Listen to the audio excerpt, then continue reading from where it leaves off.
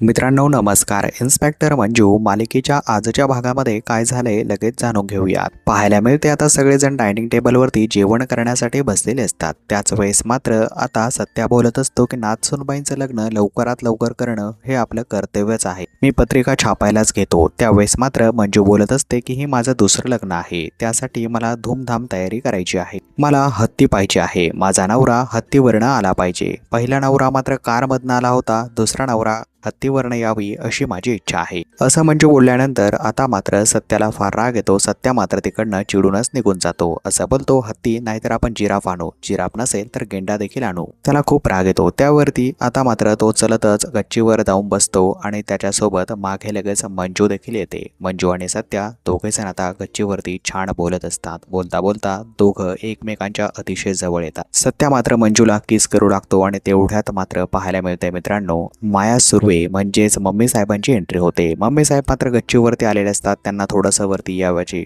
इच्छा झालेली असते आणि त्याच वेळेस पाहायला मिळते की या दोघांना एकत्रित येताना मम्मी साहेबांनी अर्थात माया सुर्वेंनी पाहिलेलं असतं. तर मित्रांनो पुढील भागामध्ये मम्मी साहेब म्हणजेच माया सुर्वे या गोष्टीवरती काय करतील, त्यांना सत्य समजेल का, आपला मुलगा जिवंत आहे आणि त्या आता या लग्नाबद्दल पुढे काय ऍक्शन घेतील पाहणं इंटरेस्टिंग असणार आहे. मित्रांनो इन्स्पेक्टर मंजू मालिका तुम्हाला आवडत असेल पाहण्यासाठी तर तुम्ही नक्कीच चॅनलला सबस्क्राईब करा. बेल आयकॉन दाबायला विसरू नका, जेणेकरून येणारे व्हिडिओज तुम्ही मिस नाही करणार. भेटूया मित्रांनो अशाच अपकमिंग प्रोमोमध्ये. धन्यवाद.